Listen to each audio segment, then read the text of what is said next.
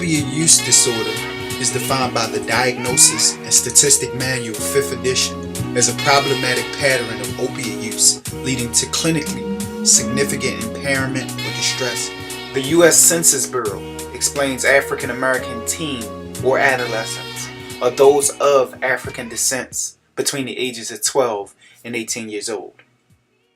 The National Institute on Drug Abuse states that prescription drugs such as opiates are the second most used drugs following marijuana, and 2.1 million people in America suffer from opiate use. Of that 2.1 million, about 170,000 adolescents between the ages of 12 and 17 had an opiate use disorder in 2014. In a web-based survey in 2 school districts located in Detroit compiled of 2,597 adolescents between the ages of 12 and 17. The significance of this issue is that African American adolescents are the highest minority groups to use opiates.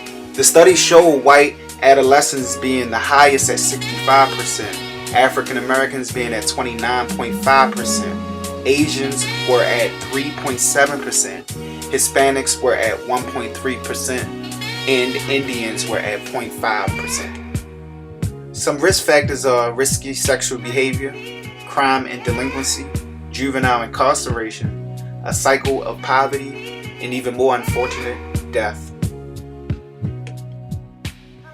Some protective factors include anti-drug policies, parental monitoring, community involvement, prevention programs, and education. Some would say illicit drug use is highly visible in contemporary rap songs and hip-hop culture, and a number of studies suggest that the link between drug use is preferred for rap music. Regardless of the origin of opiate use, there is a need for treatment plans and goals for adolescents with opiate use disorder. Therefore, those with opiate use disorders will no longer depend on opiates. They will continue in their recovery process, attending peer support groups, and adhere to the medications until they are fully independent from opiate use disorder.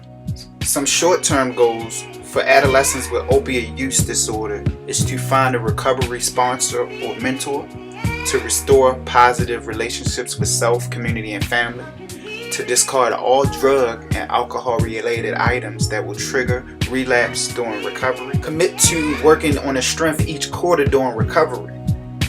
Adolescents with opiate use disorder will adhere to community treatment programs and support groups to ensure that they are supported during the process. Adolescents should be encouraged to turn in documentation so they can have written proof of their progress through their recovery.